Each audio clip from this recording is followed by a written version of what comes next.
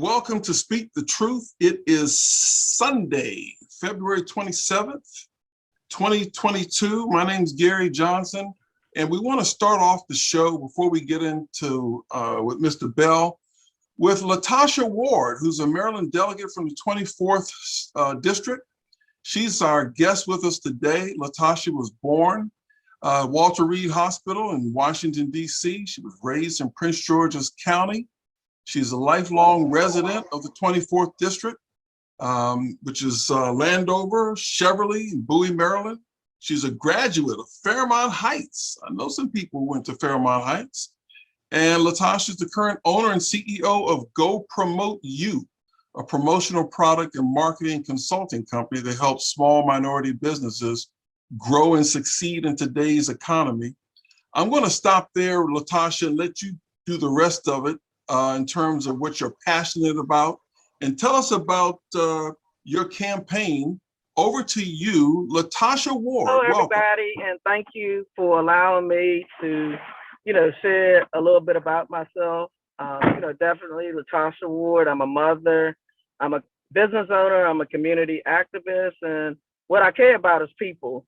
I come from, the historical Fairmont Heights High School. There was a bunch of fighters there. They always had to make the fight to make sure that they was getting their fair share in the community, and we still fight. To this day, definitely, it was never my desire to get involved with politics. I always felt like that people would be asking you for your vote, and then they wouldn't deliver on anything that they promised you. You wouldn't see them again, another time until it was time for them to vote. But what I was, a person set me down. And they said that in order, for, churches to get built, schools to get built, roads to get named after people who are paid the way for us, what do you need? And I said, a politician. So we still need people that are in office, that are for the people, that are willing to bring back, good services for their community. Often, like I'm in the 24th Legislative District. And, this is my first time running for office. I ran for office in 2014. And I received almost 6,000 votes for the Democratic Central Committee, so I served there for 4 years. In 2018, I seek higher office, and I almost received 6,000 votes. It was 11 of us. My name was number 9 on the ballot. I came in fourth, but this time there's 2 seats available because former Delegate Eric Byrne is not running for re-election, and Jazz Lewis is running for Congress. One thing, when people normally are not successful, they go away, but I haven't stopped. I've still been able to bring back resources as far as for my community. My nonprofit actually services returning citizens, making sure that, let's say, for an example, if a job don't hire them, I'm teaching them how to hire themselves. So I'm helping them start their business from start to finish. So that's just a little bit about me, but I'm running a grassroots campaign. The machine is the people that's behind my campaign. So that was, basically about it, about me. And, I definitely, Delegate Carolyn Howard, former Delegate Carolyn Howard, she endorsed my candidacy. Okay. Well, okay. Somebody hit the wrong button. Somebody hit the button. Anyway, welcome, LaTasha. The reason, as many of you know, politicians duck this show. They don't want to come on and speak the truth. And so what happened when I saw that LaTasha was out there, she wanted to come on speak the truth. I said, well, here's a young person that probably doesn't have anything to hide. But also, there she is. She's back. Okay, she's back.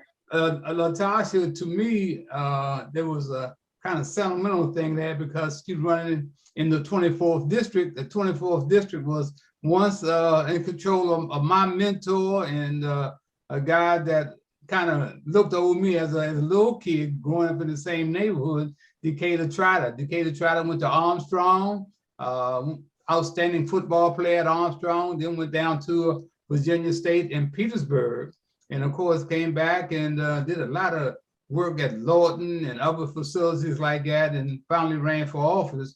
And this guy really helped put me on the map because I was the first one to get the lottery to sponsor my show. I was the first Black independent to get the Maryland State Lottery to sponsor my show. And that was because of Decatur Trotter, who walked me through Decatur, through the system. And I had some photos. I thought, Gary, run those photos of Decatur Trotter, myself back in the days. He was out in the community with everything that I was doing at the time. And I saw that LaTasha was running the 24th district.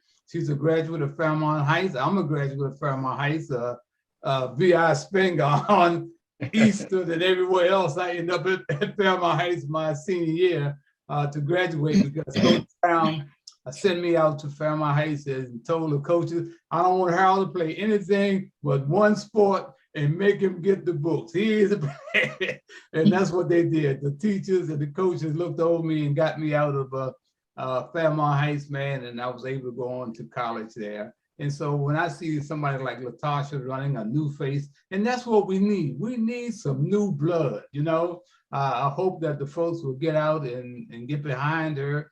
And I just wanted to say, you know, hey, LaTasha, you know, politics is nobody's playing fair. So when going in, know what you're getting into. And I think you've gotten a little taste of that. Anybody else want to ask LaTasha any questions? We're gonna hold it here for a few minutes before we get into our dialogue on what's going around our community and in this country. Anybody? Knock it out. Knock yourself out. Okay, there's Decatur Trotter. Yeah, that's my man. Yeah. Looking good. I think that was at Doug Williams. They're doing a tribute, and that's the young boxers, Jamal Hinton, who went on to become a world champion in professional boxing. Did a tribute to him down at the Grand Hyatt Hotel, and Decatur Trotter was there. And that's Decatur Trotter, Hattie, and his wife at the tribute to Doug Williams. And see, yeah. And that's at a fair. That's Sam Jones, the late Sam Jones of the Boston Celtics. That's Doug Williams, Calvin Hill, and the great Johnny Gann, another professional boxer. We were at somewhere doing, I think it may have been a Christmas toy party drive, but Decatur Trotter was there. So I'm hoping that that LaTasha gets back out and wins this race and get back out in the community, because we need people to get back out in the community, to be a part of the community. So Jacques, you want to ask, since you're in the 24th district, aren't you, Jacques? Yes, LaTasha, I've met her 1 or 2 times. She may or may not remember. But I definitely, me and my wife will be voting for you. I will make sure of that, and our son. Yes, you got to You're on mute. Okay, I definitely appreciate that. I'm gonna work hard. You know, I'm definitely what I was told by my mentor: if you're not gonna fight for the people, don't run for office. There you go. As long as you're fighting for the people and you got an ear to your ground to the people, people will continue to vote for you. But you know, she told me never stop listening. That was Delegate Carolyn Howard. So she always said, stay tuned to with, you know, with the people. She said the people vote you in. She said, but if they don't like what you're doing, they can vote you out. And look, we've been to Carolyn Howard's house back in the day when she used to have those fish fries at her house. Oh yeah, yes. That was a great big thing, and almost as large as the functions that Harold Bell used to give. Nobody gave functions like Harold Bell. And I ain't just saying because he's on air, because it's just the truth, you know. Right. And I've met Decatur Trotter a couple times over years. You know, my father used to take us down to Glenarden, get our hair cut by Raymond Smith, who's now deceased. And and I came out of Fairmont Heights, and so did my mother, by the way, LaTasha. Oh wow. Yeah, so we're both Hornets. We all have something in common. I say a lot of times. Yeah, we do. You know, we do. So I just want to say I wish you well, and thank you for being on today. And I'm going to go on mute at this point. All right, Maggie. Oh, she froze. In the 80s. Back in the 80s. I just applaud you. And the one thing you have, because you have run for office a couple of other times, is some name recognition. You know, Ward and Ward is a good thing. But it's always interesting to meet someone who's out there willing to be part of the fight, because it's tough. You know, politics are tough. But like my sister right now is head of the Horry County Democrats in South Carolina, which includes Myrtle Beach and, you know, 100 and some wards. And she said, you know, it's like trying to wrangle flies. to get them to sit down in one location. And you know, support has to come from the grassroots. And I'm sure, and I hope that you have a good, solid organization that you're standing on, and that will be out to support. Like Jacques said, he and his wife and son are going to support him. He needs to talk to his next door neighbors on both sides, and the folks across the street too. And you know, that's the way to get the support. A lot of times with grassroots, because my dad was so involved with politics, is really word of mouth. And you know, he ran a barber shop. My mom had a beauty shop. When you came into their realm, that's what they talked. You know, what if you were running for office, and you, in particular, if you were Black, and with them it was Republicans because they were in Kansas, you know, they'd have their posters up and everything else. And you know, it is truly a grassroots thing. And I just really hope you get true support there, because that's what's so very, very important. And that's the key to, one of the keys to success, one of the true keys to success. All right. Yes, thank you very much. Yeah, I want to say congratulations to LaTasha. I'm a graduate of Spingarn High School, but I have a few of my children are living in Maryland and Lanham. Is that your area? Yes, Lanham. Okay, well, I can get you about 5 or 6 votes out there. So that's Secret Road, Lanham, that area on 450. My daughter and my son and his wife live out there, and I know they know some friends, so I'm going to be doing what I can to convince them to make sure they go to the polls and vote for you. I appreciate that. Both of my parents graduated from Mark Ward and you know, Brenda Maker at the time. So both of them graduated from the school, but 64 and then 65. Okay, I graduated in 57. Okay. All right. Great. Yeah, so great. that's when they came out. So yeah, good. Yeah, the green wave. Yes, indeed.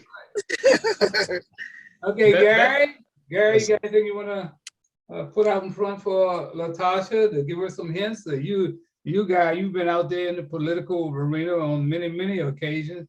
How about giving her a heads up what it's going to take to win this thing? You know, one of the things I just wanted to know from you, LaTasha, is what do you think you need from the people?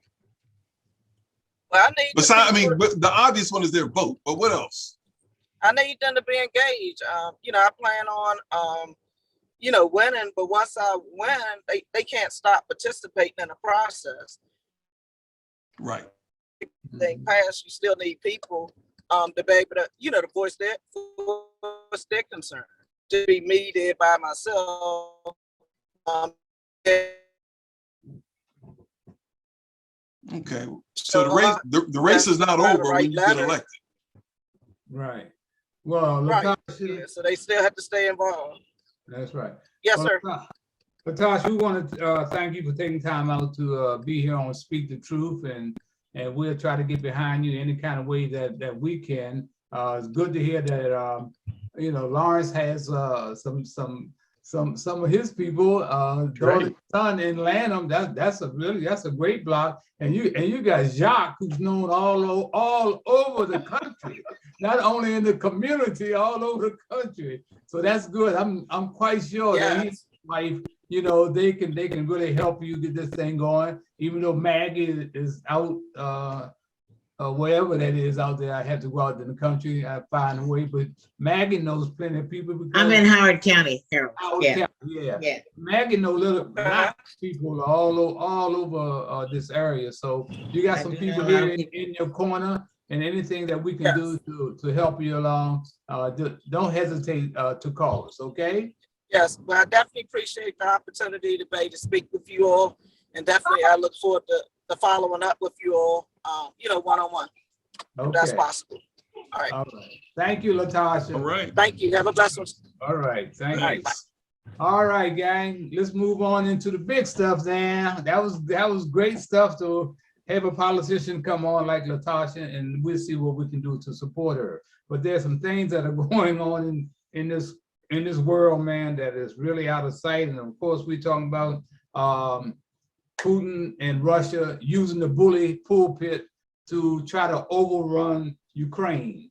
And I think, man, that this is going to have some hell of a repercussions on all of us when it all comes down, because you're dealing with a guy that's a bully, that's a real bully, you know. And I think he got his confidence after meeting Trump, then meeting Biden. He said, hell, this ain't nothing here. He said, I'm gonna take over the world.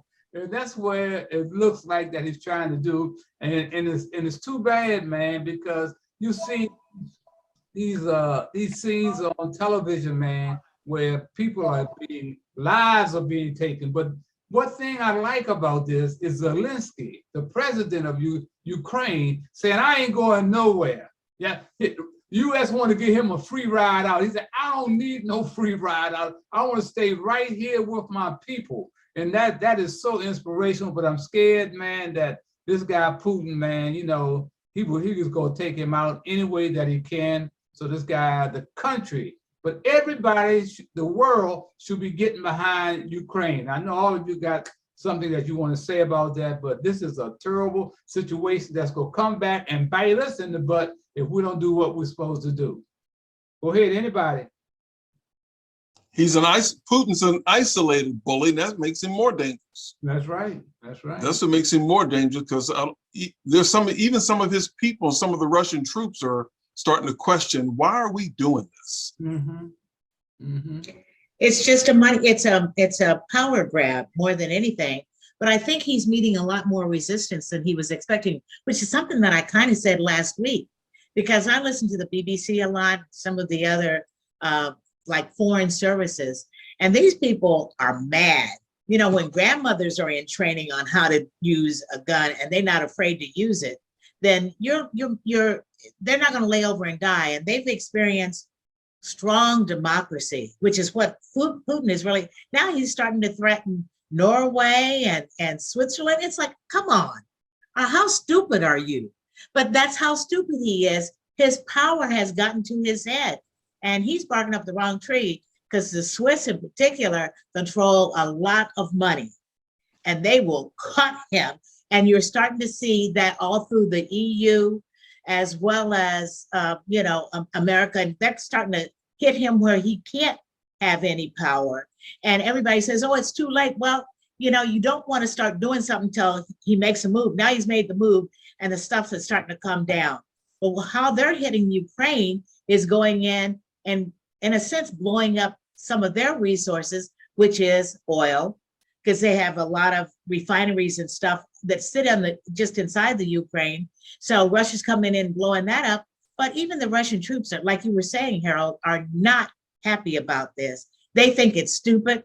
They're going to be losing some of their lives, and they're not mad. They don't care about the Ukraine. They're just kind of following orders at this point. But I really think it's going to backfire, because whenever he's tried making moves in the past, think about Turkey, it didn't work out well for him. Mm-hmm. And his people are we're going to suffer. We're going to wind up with some higher prices, but it's also teaching us that we need to start bringing some of our stuff back home. We can't keep, the past presidents have made this big move to get so much out of the country so they can get it cheaper. Well, guess what? Time to start paying and playing back at home. And then you don't have to have as much dependence on so many other foreign powers. I'll shut up now. Mm-hmm. Okay, Jacques? I agree. I concur with everything that Maggie just spoke of. And I also think that the Ukraine people are certainly a people that we can emulate, that we should all pay attention to. And as you always say, Harold, you ain't always about black and white. You know, in this particular case, these people are showing resolve, the people of Ukraine, that is. And Zelensky, the president, I didn't know the guy was a comedian and a rock star. I wasn't really, I used to hear that. I didn't really fully pay attention to that in the beginning, but sometimes those are the best people, because comedians, as we very, very well know, they tell truth, and that's how they make their money. So the guy obviously is a truth teller, and I respect what him and the people over there are doing in Ukraine wholeheartedly. And something that every country has had to do in the past with their different revolutions. This one, of course, is one that should not be happening. And I just hope that NATO will form a stronger bond and unity to help dispel the Russians. And at some point, I think enough generals will come together, hopefully, and take out Putin, if not kill him, at least take him out of office. But we've said the same thing about Eun Young Kim over there in North Korea. Is it North Korea? Yeah, North Korea. And it hasn't happened, but I guess these strongmen, because they make so much money and they're so ruthless, people are just, scared to death of them. But hopefully, with so many of their kin being killed in Ukraine and Russians that are the military that's being killed and through the war, that something's going to change. So that's what I said. Now I'll be quiet. All right. Lawrence Lucas. I think as I've been watching what is going on, I think we've seen this play out before. You have a despot such as Putin, which is not too much different than some of the moves, but not the same history that played out in Germany. And I think that we have and should learn from those experiences. Evidently, Putin doesn't understand the powers of other nations coming together and challenging his power in the Ukraine and any place else he plans to spread to. Because we got other countries very close that I think are going to be in play as soon as he solves the Ukrainian problem. I think that one of the most important things is that, and I think Maggie mentioned it, it should make us look more within. The fact that many of the resources that we depend on come from other countries. We've seen what COVID has done to our economy. You haven't seen anything yet until you see what's getting ready to happen in the Ukraine. And we'll start with gas prices. But I think Maggie touched on something economic that needs to be addressed, and I think will have to be addressed. How long are we going to depend on the powers that be and resources from other countries to prop up our economy? But at the same time, I think this country needs to concentrate on its own economy, on its own biases, and its own abuse of its own citizens, while we try to control what's going on in the world. Yeah, thank you. That's great. Gary, why don't you come in, and Gary, why don't you run that clip of Russia invading the Ukraine? Then we'll come back with Jennifer Burgess. Okay, we can do that. Let's see here. Because that'll help us out here right quick here. Here we go. A few hours after launching the biggest invasion of a European country since the Second World War, it looked like business as usual at the Kremlin. Pakistan's Prime Minister was the guest. But might Vladimir Putin's mind have been elsewhere? As the two men talked, Russia's military was advancing in Ukraine. These trucks were headed from Crimea to the Ukrainian border, part of an army that had surrounded a country of 40 million people, a country that Russia's president has said he doesn't think should exist. In an address to Russians and Ukrainians, Putin said his aim was to demilitarize Ukraine, and he made clear his antipathy for the government in Kiev. I have to also address the Ukrainian military. Dear comrades, your fathers, grandfathers, great-grandfathers fought against the Nazis defending our common motherland, not for today's neo-Nazis to take power in Kiev. You took the oath of allegiance to the Ukrainian people, not the junta robbing Ukraine and bullying its own people. Do not follow its criminal orders. I urge you to immediately lay down your weapons and go home. Russia's defense ministry says it's met all its targets for Thursday, destroying 83 ground facilities of the Ukrainian military, and it insists they're not targeting civilian areas. The high-precision weapons of the Russian armed forces only destroy the military infrastructure. These are objects of air defense, military airfields, aviation of the armed forces of Ukraine. Staged video filming with mass casualties among the civilian population was filmed in Ukrainian cities. There have been some attempts in Russia to protest against the invasion. Several hundred turned out in Moscow. They're shouting no to war. Judging the Russian public's reaction is difficult because it's almost impossible to protest freely here. But Vladimir Putin's approval rating was at 69% in the build-up to the war. This is a full-blown invasion, and President Putin actually a couple of days before outlined in his speech what he wants to get from Ukraine, what Ukraine should do, and that included a total demilitarization of the country. At an afternoon meeting with businessmen, no one admitted to Vladimir Putin any worries about sanctions. Russia's central bank says it's got $631 billion in cash reserves to cushion the economy if it's closed off from the global financial system. And in a late-night phone call on Thursday, the French president told Vladimir Putin he was exposing himself to massive sanctions. The Kremlin said Putin and Emmanuel Macron had a serious and frank exchange of views. Whatever was said, it was unlikely to have been enough to stop the Russian military's advance on Kiev. Bernard Smith. Okay. All right. Take it from there, Gary. Gary, your thoughts? Well, I think this is going to be, like we said earlier, a grave miscalculation. The Ukraine president looks like, I mean, he's looking like the man now, and people are going to rally behind him. And I think Putin is miscalculated. And like Maggie said, the economics that's going to come down. I mean, he doesn't care about his people, but the economics are going to come down. And I do wonder about, hopefully the rest of the world and the US will be able to do some things to rally around the people, support the people in Ukraine. Mm-hmm. Okay, is Jennifer still there? Jennifer, are you still there?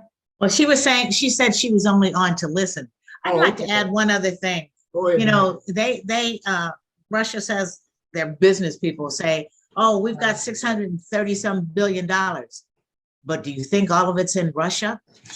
It's spread out banks all around the world, you know, wherever you can get the best interest rates and stuff like that. That's what the Swiss banks, the Norways, the other countries around the world here in the US, they have set and shut down the central banking systems of this country. You can have 630 billion, but where is that 630 billion?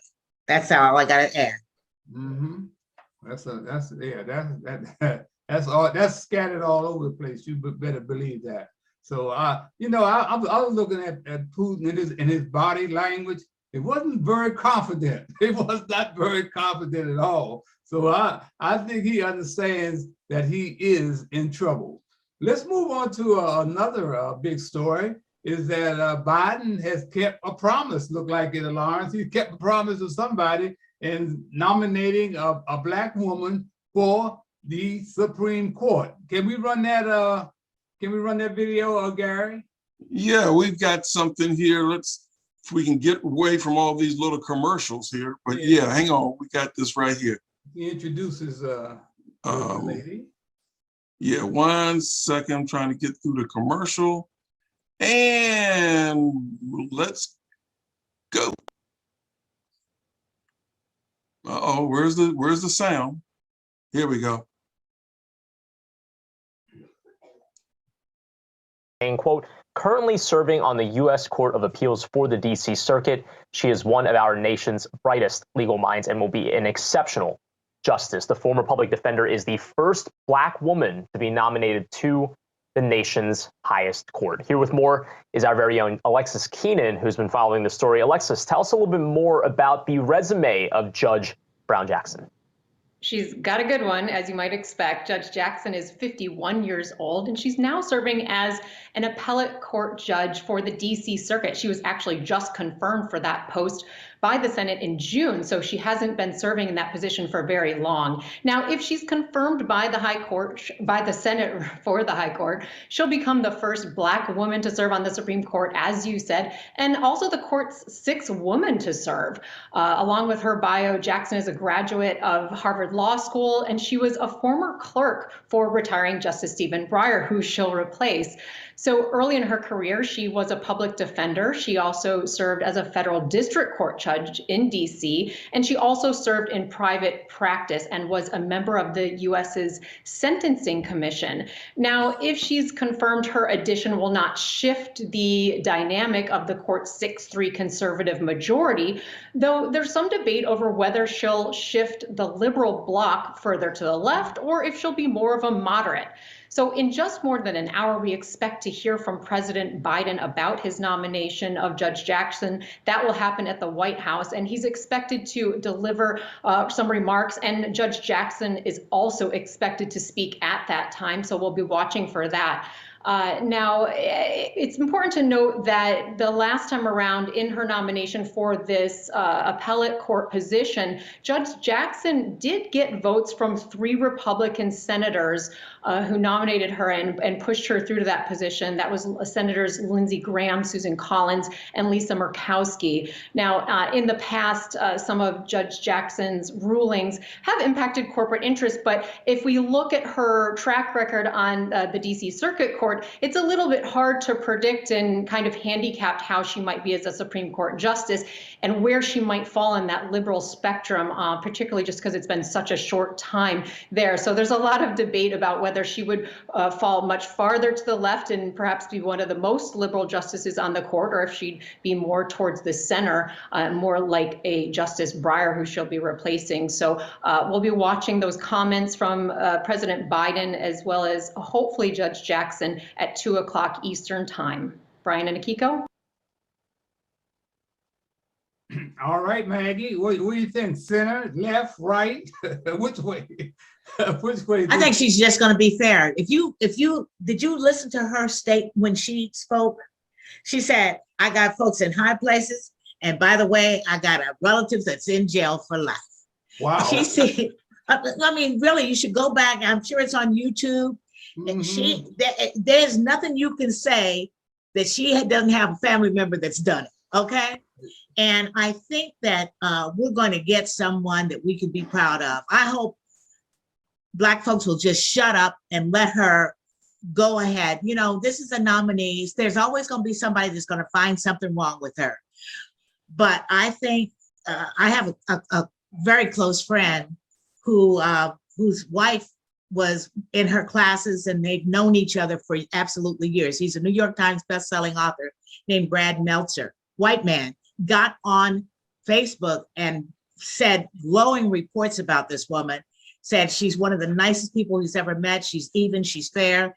They've known each other for almost 30 years. And he says, he says America would be proud to have her. The one thing that I am happy for, but at the same time not happy about, is the fact that Clarence Thomas and his wife were visiting, what's his name, over there in the White House. And that almost got swept under the rug with the Brown Jackson nomination, okay? So that's the one thing that I feel like that also needs to be talked about. And Clarence Thomas needs to get the hell off the Supreme Court and go someplace and shut up with his stupid wife. There you go. That's my thoughts.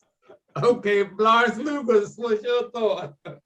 Well, I'm going to take a wait and see approach.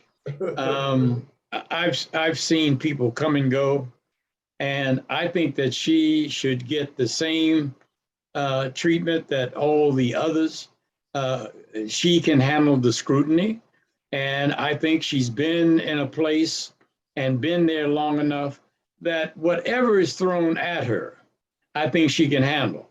And I want to see her on the Supreme Court as soon as possible so that we can see what the balance and her involvement as a Black woman and her role that she can play to bring greater justice to this country and to our communities. And I think she is going to be an example of Black people and Black women. And as an American, I think we're going to be very proud of her. All right. Okay. Jacques?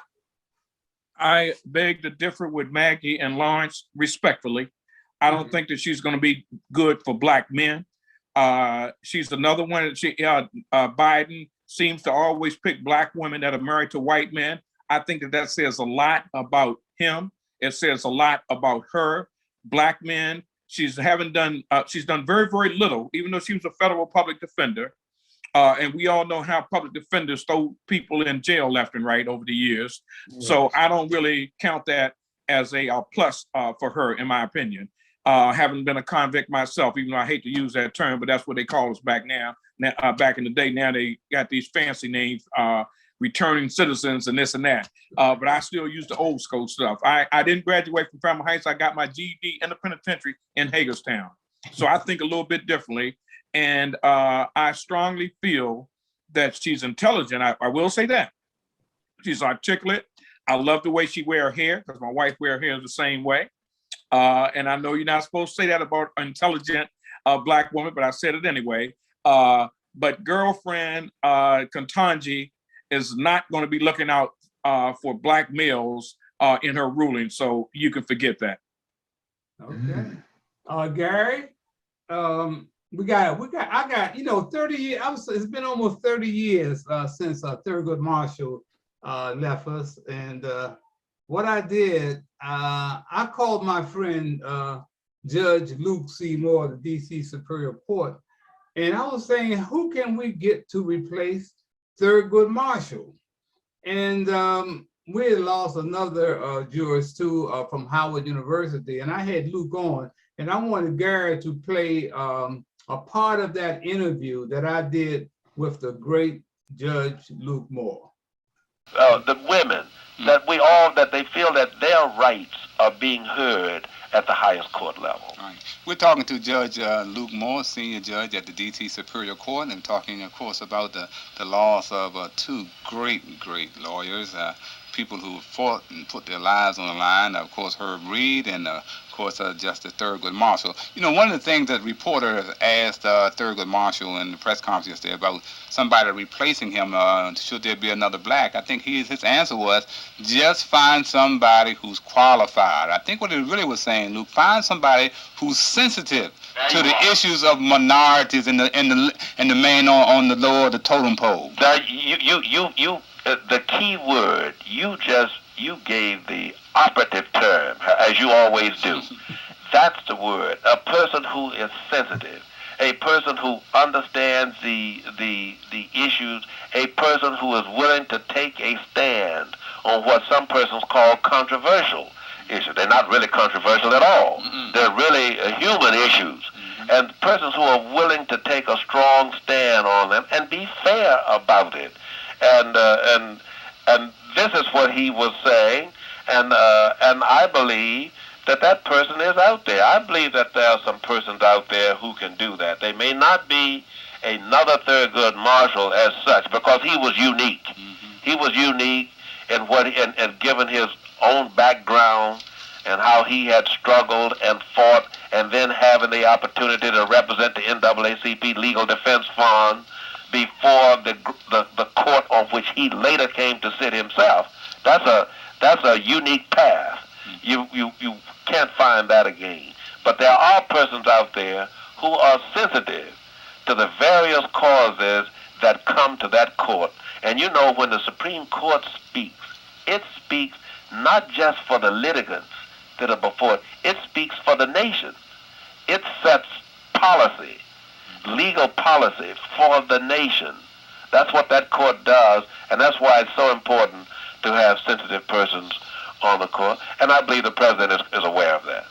Well, Luke, it's so important to have sensitive people like you in our community, and you have had great impact. And I just want to say it's been my honor to be a friend of yours. And I want to say keep on doing the great things that you've been doing in the community. And we here at WST love you, and the community love you. And it's people like you too have had an impact. So, Luke, thanks for taking time out to be here on Inside Sports, and looking forward to having you here again. Well, you know, I'm always ready to come on your program at any time, because if there's one person who has done something in this community and has always given his all to this community wherever he is, and in the media, and that's important. You are our voice in the media, and you have always done that, and we love you for it, Harold, and always will, and our friendship will always continue. All right. Thank you very much, Judge Luke Moore. All right. Bye-bye. That was 29 years ago. I can't believe that, man.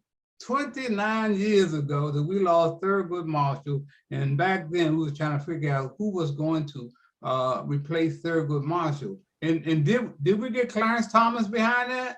Well, let's hope that this lady will not be another Clarence Thomas. I'm with Maggie. I would like to see Clarence Thomas just move on out of the way. Yeah, He got to go. He is a problem. Well, we got through that.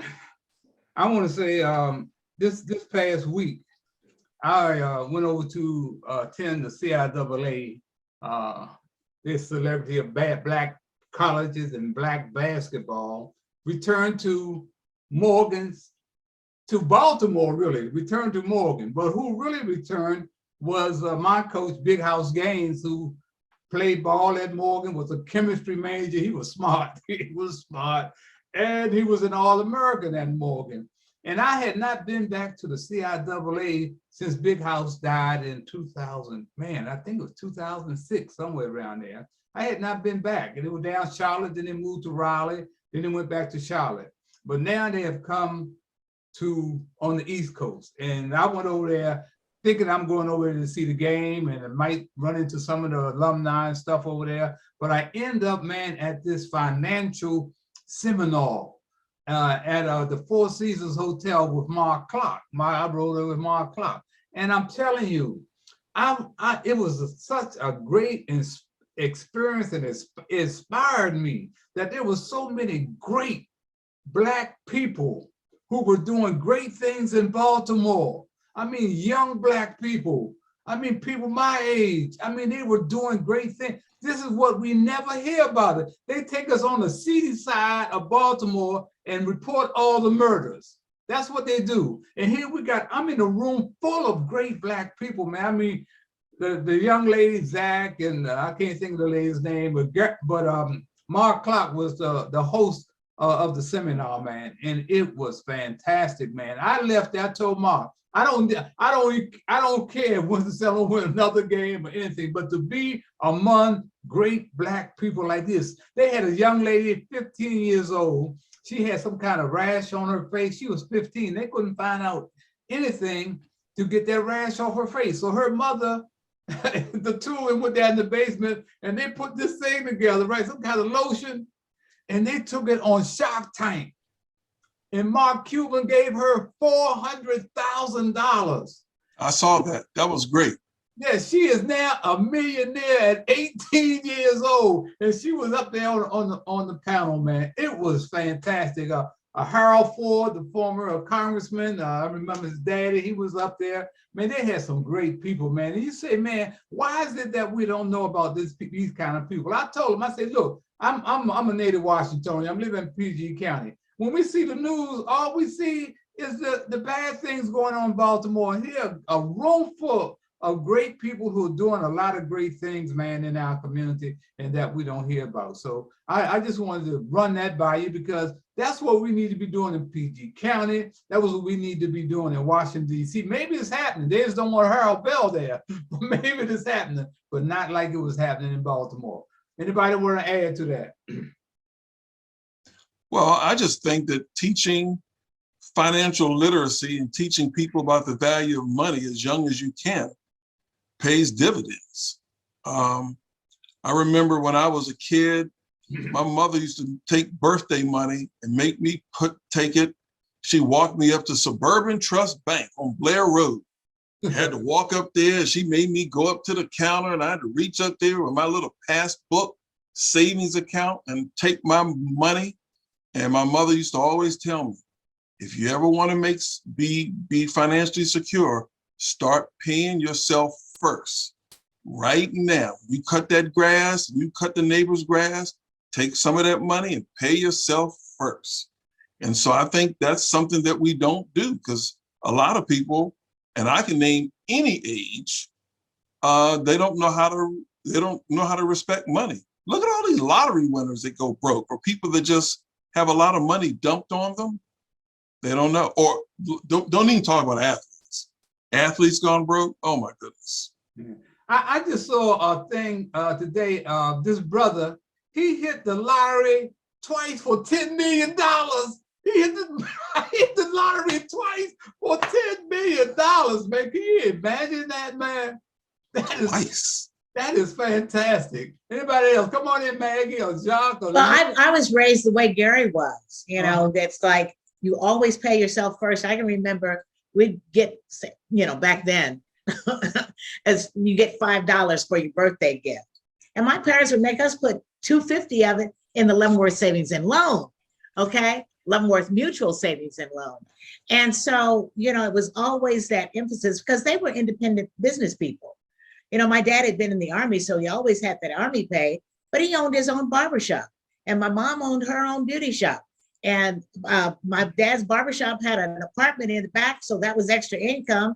Then he started flipping houses back in the 50s. It wasn't called that, but he'd sit on the city council and find out where they were building. He'd go and buy the land, and then the city would then come back and buy it from him for more money. And my mom would, you hear about city bonds. City was going to build something. My mom would throw her little $1,000 in, or whatever the case may be, and they'd pay, big percentages, like 10, 15% back in the 50s and 60s, just to get your money. And then when you got it back, you had that money plus. And people don't even understand about the little small ways that you can make money. And that's the one thing that I feel is missing from every school. The financial intelligence that needs to be taught at a very early stage. Because you want me to tell you something? A lot of these kids are being raised by people who do not know about money. So you can't expect them to learn it at home.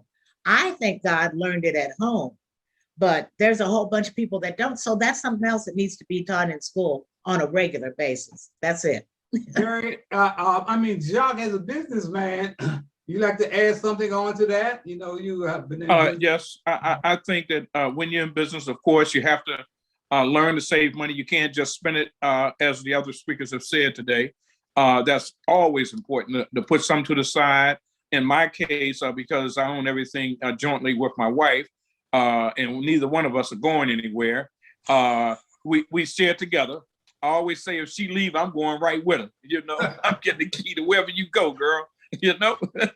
And I'm just saying, but it's extremely important. My father used to pick up clothes back in the day when you had the milk people delivering milk to your house. My father would actually pick up dry cleaning clothes for people. And two of his most famous customers, I never forget this, was Mom's Mabley. She had a house in Southeast, and Adam Clayton Powell on 12th Street up on the alley at Archibald Way, 12th and C Street. And Adam was a serious player. And I'll just tell you, his clothes spoke for himself of why I'm saying he was a player without being raunchy on this program, because this is a family program. But y'all get my drift. But anyway, it's my father always taught me that you didn't have to charge a lot of money to make a lot of money, because the thing is, with consistency, if people keep coming back, and that's the way I've ran my business, just to try to keep the prices low, try to tell other people you don't always have to pay the highest prices for things. And, this so-called slogan about, you get what you pay for. Yeah, that may be true in some cases, but it's also where people are coming from with their heart. I just had lunch today with Gene Chandler downtown, and I thanked him, for buying a lunch for us, right? And at the end, he says, Jacques, let me tell you something, man. You don't have to thank me, man, because I did this from my heart. And so at that point, because Gene liked to cut up a little bit, so I says, man, you's a wild MF, and I thank you for buying lunch. And he bust out laughing and said, well, you know what, man? Now I'm going to respond to you and say, you most welcome, my brother. But that's the kind of thing about being personal with people. That's just so important. And to keep your prices low, and you can still make a lot of money. Luke, Lawrence Lucas, you're on mute, Luke. I see you. I see Mayor. Mayor. This is the Mayor Cross from Glenarden has joined us. Is that right? Okay. Yes. Come on in, Mayor. Join us. Hi, good morning. Good morning. And I do identify with the statement earlier about my father, who was 8th grade educated, dropped out of school, obviously at the time when he was born in the 1920s, because the men had to take care of the women and ensure that they got college educations, because we were always counted as second best in our communities. So he actually was a mathematician. While he didn't read very well, I read his Sunday school lesson for him every day. My father knew numbers, and he became a thousandaire, had his own farm, 80 acres, and was in the process of buying another 100 acres with an 8th grade education. And he also believed in you pay yourself first. So if you have $1, you save a dime. He particularly believed in the value of the 10% rule. Christ gets his 10, you get your 10, and everybody else can have the rest. So with that has been a mantra that stayed with me. I can tell you, even now, my children probably save more money than I do because of the amount of commitments that we have as adults. And it's always so funny when we go to the store and they open their little wallet and it's just pouring out money, you know. And so other parents will look at us, and sometimes just to keep them apprised of what enterprise is and what it is to actually have money. It doesn't grow on trees, is what my mother would always say. I'll take them to like a dollar store. And at a young age of 12 for my elder and 8 for my youngest, I ended up having them to make small purchases so that they understand the value of money, and when they invest and how they buy money, and things that really you need and things you don't need. And so that's something that I've started teaching, and something that I would hope that we would also integrate into our school systems, because it's one thing to get an allowance and learn how to save it. It's another thing to get an allowance and understand what's important to spend with it. So that's one of the things that we've added into our family training outside of the 10% rule. And that is, what's the value of the enterprise that you're investing in? So if you're investing in, say, the candy industry, how much of that do you really need? If you're investing in the theaters or the movies or whatever, how much of that do you really need? And so that's something that we're actually imparting into our kids. And it's funny how much that has tamed them to not want to invest or to buy things that are frivolous. So they buy things that they require. And so for me, right now, my eldest is 13, my youngest is 9, and they have a foundation, and I don't worry that the future looks bright for them. When they start making real money, as they say, then they will have, you know, that built-in experience, same as what we all have as that rule of 10, is the rule of what is clear enterprise that you want to invest in. And that's something that we don't teach enough of as well. What do you really need? So thank you all so much. This has been very fruitful, and I really enjoyed the learning on Thurgood Marshall as well. Well, Ms. Mayor, tell us a little about your background, since you're kind of new to us. Tell us about your background, how you got into the political arena where you are in Glenarden. So January 14, 2021, God gave me a phone call early morning about 1:30, and he says, hey, I need you to do something for me. As we normally have our prayer session around 1:30, and I speak to him and he speaks back. And he says, I want you to run for mayor. I said, what? Well, I just retired from 20 years in the military. Who do I want to lead again? I just wanted to kind of travel and see the world and raise my 2 little girls and have a good time, right? So God said, well, I didn't give you an investment of all the talents and skills that you have to keep them to yourself. And he says, I want you to reach out to the elders. And so he gave me the elders to reach out to. I reached out to them. One said, what if I say no? I said, well, then that would be your opinion. She said, no. I said, okay. I went back to God and said, well, she said no. He said, well, go to this one, go to this one. 15 elders later, and I was given that authority, if you will, to move forward in his way. And so essentially, that's kind of how that became the reality that we are living today. We had a family meeting. My husband, 2 daughters actually sat down at the dinner table and had a discussion. Because one thing you got to understand about politics, it's not you. You don't lead alone. You lead, particularly if you have a family, with your family. And they're out front just as much as you are. And it is a community, a decision. So for me, once that decision was made, I bought it before the family, and kind of a family forum. It really was a tribunal. and everyone says yes. I said, okay, so we're invested and we're committed and we're going to go forward and we're going to support our citizens. And I talked to them about the platform and the strategy that God had given, which was essentially to move the mission forward. One of the things that I've noticed about all of our communities in Prince George's, and I love County Executive also Brooke for how she's booming Prince George's to this new icon, if you will, in the counties, the largest county of the state of Maryland. We as a city had not moved in the last 40 years. So a city on the move is the motto of the city of Glenarden. And as I looked around our city, as I walked the streets campaigning, I couldn't see movement, even to our Glenarden Parkway, which possibly hadn't had stripping on it in years. So it's so bland right now. It's like a rocky road, right? So I said, okay, what can we do? How can we impact?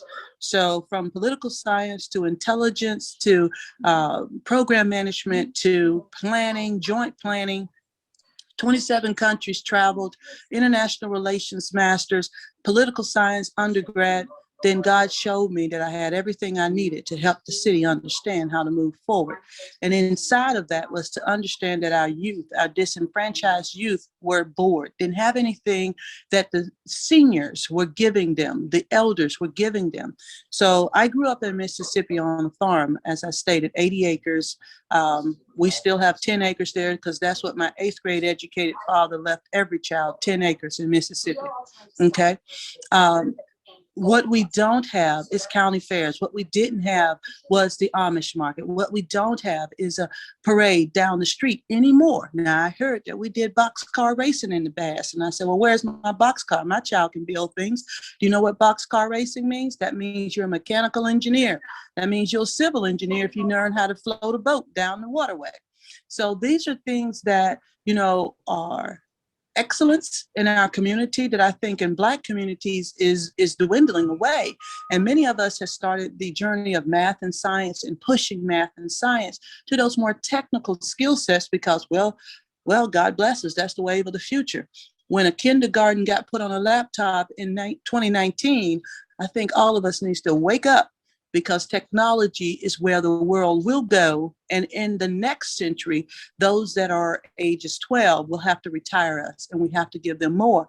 So what you're talking about today is the reality that made me run for the election in the city of Glenarden as an outsider, only 4 years really in the state of Maryland, and did take the highest seat in the city.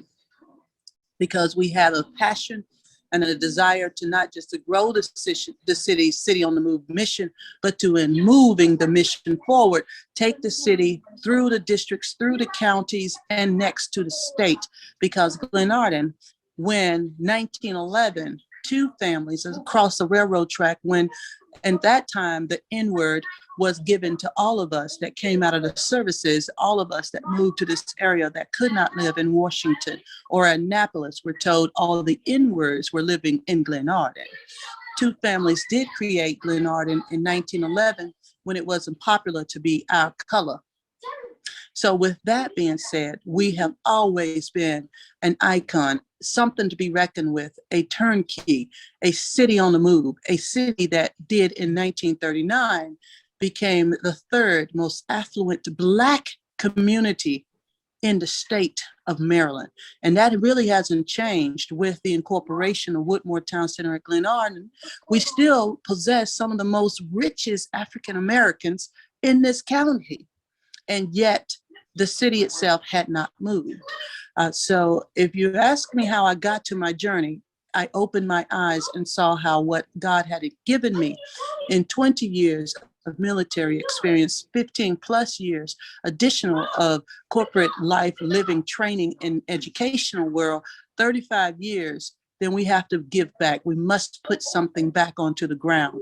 Else, why did you get all this talent? Why do you have all these skills? And if you're the richest person in the world and you're not giving back, then you're poor. So this is just something that, you know, has been given to me from a young age. My parents, growing up in the military, leading troops 1,500 plus, that has taught me that we do not gain for ourselves, but for someone else. And if I can help somebody on my journey, then my living shall not have been in vain. And that little journey right there is what we're on. That's what this entire family is on. My 9-year-old is on, and at the same time maintaining 4.0 GPAs. So there is something to be said about when you recognize what God has for you and what God has for you to do. And the earlier you learn that, and that's another thing I teach children that I mentor. Understand your talents, understand your purpose. I've actually worked with a neighboring former retired colonel, SES, who is now writing a book. And my particular contribution of that book was purpose, living life with purpose. What is your purpose? So one of the most fascinating things that I find as a community leader, as a political leader right now, is to help not only our cities understand purpose. What is it that drives us? What could we become?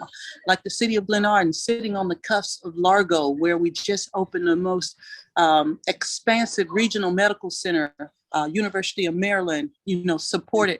We have a children's hospital right now in the Woodmore Town Center at Glenarden on my land and territory, and we're getting a mental health facility. Why can't we be the telehealth central for Prince George's, even for the state of Maryland? A little city like Glenarden, that's 1.22 miles strong. We could be the telehealth central. So that's what led me to be mayor. The vision, the aptitude, the dare to try, that has always been who I've been. Amidst being in the military, surviving discrimination myself, and then coming out stronger for it. This is the thing that has always challenged Black America. It's going to continue to challenge Black America. Black History Month in our city, one of the things that I took forward to the streets is to ensure that we fight violence. We ran motorcades. We ran movies after dark. We've also going to put together a vendor session for integration of incarcerated, the formerly incarcerated, because we need to understand that life matters, and everyone who is breathing this air has to contribute to the success of the future. And we all owe it to each other to be our brother's keeper, and understanding that purpose in all of us. Each one of us has a different marker in life that starts us on our journey. And sometimes that journey is not necessarily met with success in many cases. And so you go down the wrong path, but you cannot stay there. And it takes influential leaders like everyone on this call to believe in the value of the human experience. And that's what I believe our Lord Savior Jesus Christ believed when he gave his life all those many years ago for a people who yet then unbelieving. In their unbelief, he gave his life that we shall have life everlasting, and that we shall have everlasting forgiveness, morning after morning. Grace is renewed. And that kind of love is what community requires. So every political leader who doesn't exhibit that kind of love should not be in politics, because right now there's a thankless job and nobody cares. The only thing that you have to hold on to is the fact that there is a better vision of what we see today for tomorrow. And that is it. Make sure that tomorrow looks greater than yesterday. Make sure that our children can see a brighter tomorrow, despite the letdowns of today. COVID-19, for all that it took, gave us something grand. It gave us technology. It gave us a realization that Black America had avoided for so long. Yes, we had the latest iPhone. Yes, we had the latest technology, but we have never used that engine of power like we are using it today. We're creating more cybersecurity trained professionals than ever before. And we are leading the front in that world. We have created more engineers than ever before, and we are leading the front in that world. When you take it for Black America, one of the things that is really impacting me right now is the amount or lack thereof that the state is inputting into our children from elementary school to high school by way of social programs that teach you everybody don't win. which means you have to learn how to lose with grace to get back up again, brush yourself off and keep fighting. But if all that we have to offer in our school systems are programs that are only held like PT or PE, if you will, during the day, and they're really not teaching you anything, everybody's just winning in PE. I'm talking about programs like, before and after school sports programs, before and after school choir, girls and boys state, that take our children into an environment where they stretch their aptitude, that they start to recognize all of the training that they have at whatever grade level that they're in, and start to use those to the full magnitude of what they'll be in tomorrow. That's what before and after school programs did for all of us on this call. That is not happening right now in our school systems. And that's why I believe a lot of the violence has taken root, because our children are bored.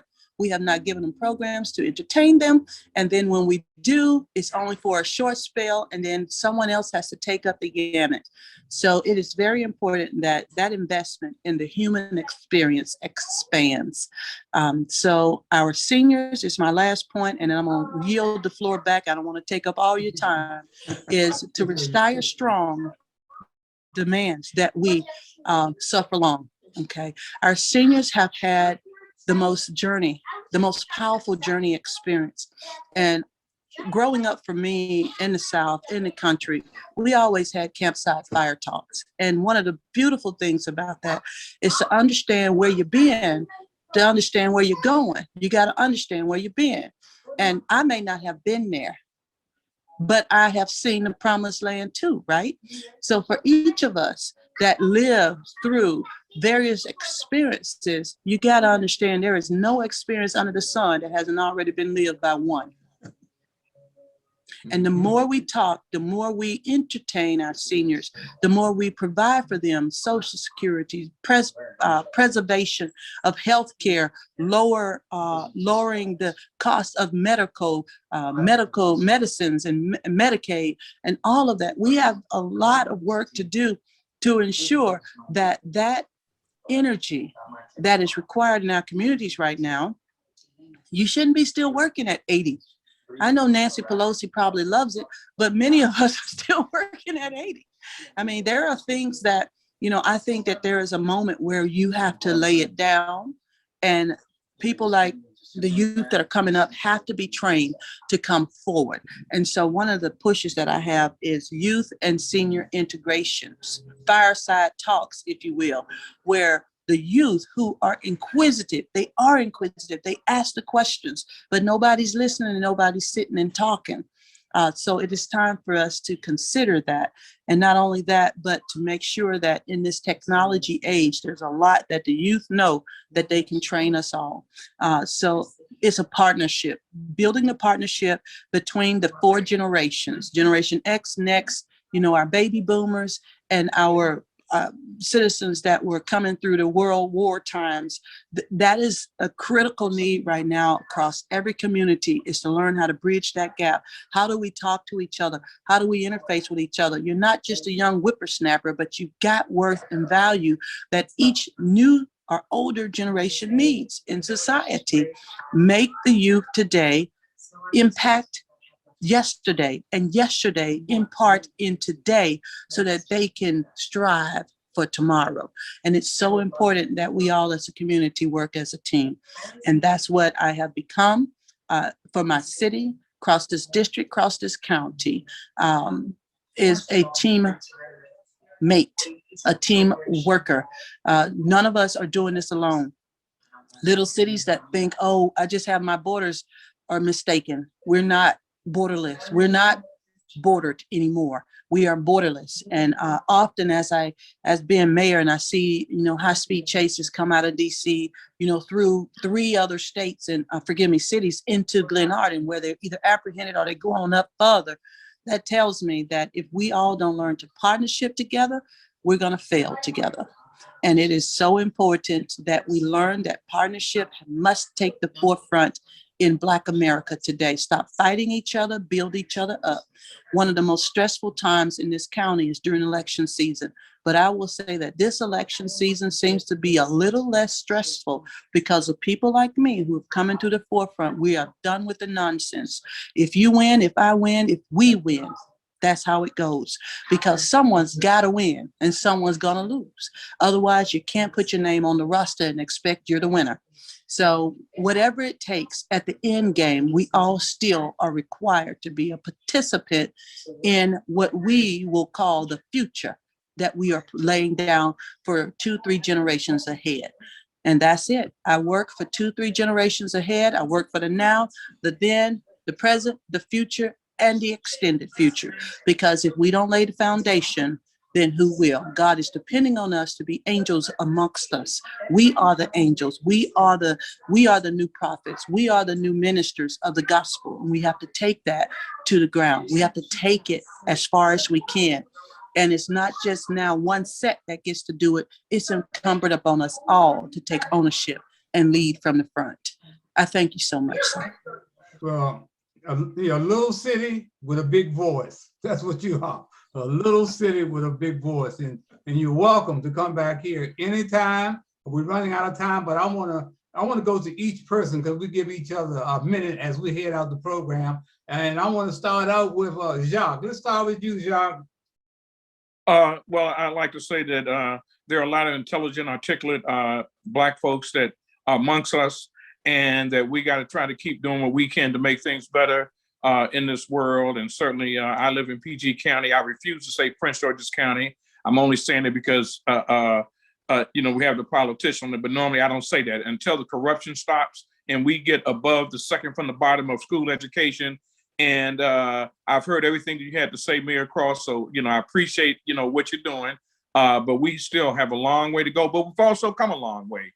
My mother grew up right down the street from Glenarden in Vista, Maryland, with no running water, no electricity. And we used to get our hair cut, as I mentioned earlier, down at Raymond Smith's barbershop, which, of course, I know you've been apprised of the historic significance of Raymond Smith, and his daughter is still there, where Horace and Dickies have a franchise there now. So anyway, I just wanted to get that out and say that I certainly wish all of us better, and we have a lot to be thankful for and a lot that we have to question in this world. Okay, Lawrence Lucas, take a minute. I think this was a wonderful show. Ms. Cross, I enjoyed your conversation and what you had to offer, as well as our other guests. And I think the one thing that you leave me with is you said compassion. You said vision. And in order to have that, we have to understand and have the kind of passion and feeling for the people that we serve. I want you to know that I followed what you were saying.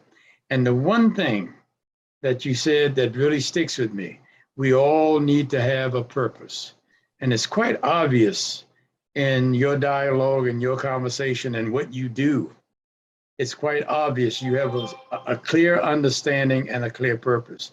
And I think, thank you, Harold, for bringing on the two guests today that gave us a clearer understanding about what we think is not going on.